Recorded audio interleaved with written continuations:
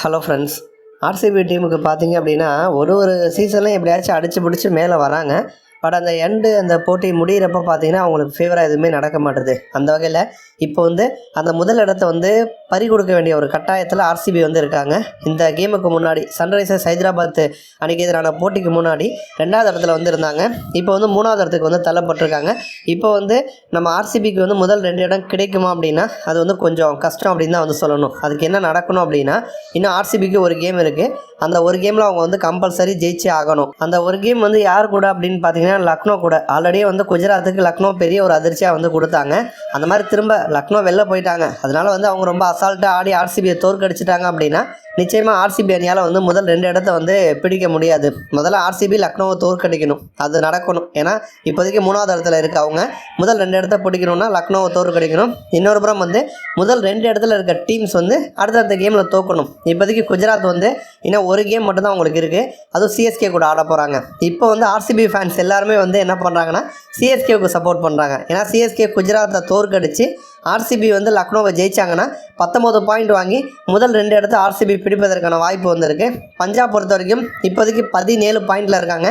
இன்னும் 2 கேம் அவங்களுக்கு இருக்குது. அதில் ஒரு கேமில் அவங்க ஜெயிச்சிட்டாங்க அப்படின்னாலே ஈஸியாக 19 பாயிண்ட் வாங்கி ரன் ரேட் அடிப்படையில் பஞ்சாப் முதல் 2 இடத்த பிடிச்சிடுவாங்க. இப்போதைக்கு பஞ்சாப் முதல் 2 இடத்த பிடிப்பதற்கான வாய்ப்பு அதிகம். குஜராத்தா ஆர்சிபியா இந்த 2 டீமில் எந்த டீம் தங்களோட இடத்த தக்க வச்சுக்க போகிறாங்க அப்படிங்கிறது பெரிய ஒரு எதிர்பார்ப்பாக இருக்குது. அந்த மாதிரி சூழலில் இப்போ இந்த கேமில் தோற்றதுக்கு காரணம் படிடார் தான் அப்படின்னு சொல்லிட்டு விராட் கோலி படிடார்கிட்ட கொஞ்சம் கடுமையாக நடந்திருக்காரு. ஏன்னா இந்த லக்னோ கிரவுண்டு பெரிய கிரவுண்டு. இந்த கிரவுண்டில் 200க்கு மேலே அடிக்கிறது அவ்வளோ ஈஸி கிடையாது. அப்படி இருந்துமே 231 ரன் ஹைதராபாத் அணியில் அடிச்சிட்டாங்க. அடுத்தான ஆர்சிபியில் ஓப்பனிங்கே நம்ம குறை சொல்ல முடியாது. ஆரம்பத்துலேருந்தே விராட் கோலி அதிரடியாக ஸ்டார்ட் பண்ணார்.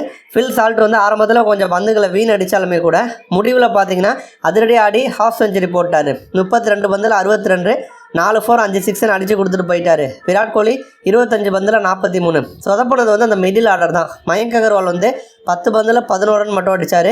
படிடார் 16 பந்தில் 18 ரன் மட்டும் அடித்தார். ரொமாரியோ ஷெப்போட முதல் பந்திலே அவுட்டு. கடைசியில் டிம் டேவிட்டுக்கும் இன்ஜரி, அவரால் ஓட முடியலை. குருணால் பாண்டியாவும் அவரால் அடிக்க முடியல. பெரிய கிரவுண்ட்லலாம் குருணால் பாண்டியா பெரிய சிக்ஸர்லாம் அடிக்க மாட்டார். குருணால் பாண்டியா ஏதோ தட்டி விட்டு ஆடுவார், அவ்வளோதான். இப்போ இதில் பேட்டிங் ஆர்டரில் பெரிய ஒரு கொலாப்ஸே நடந்திருக்கும். அதில் விராட் கோலி ஷெப்போர்டை இப்போ அனுப்ப வேணாம், குருணால் பாண்டியா முன்னாடியே நம்ம அனுப்பி விட்ருவோம். அவர் பாலை ஸ்ட்ரைக் ரொட்டேட் பண்ணி ஆடட்டும், நம்ம கடைசியில் பேக் பண்ணி வச்சுக்கலாம் ஷெப்போர்டை. கடைசி ஒரு 2-3 ஓவரில் அவர் யூஸ் பண்ணிக்கலாங்கிற மாதிரி ஒரு பிளானை சொல்லியிருப்பார். ஆனால் நம்ம படிடார் கேட்கல. ரொமாரியோ ஷெப்போர்டு குருணால் பாண்டியாவுக்கு முன்னாடியே களமிறக்கி விட்டுட்டார். ஆனால் ஷெப்பர்டு போன வேகத்தில் திரும்பி வந்துட்டார்.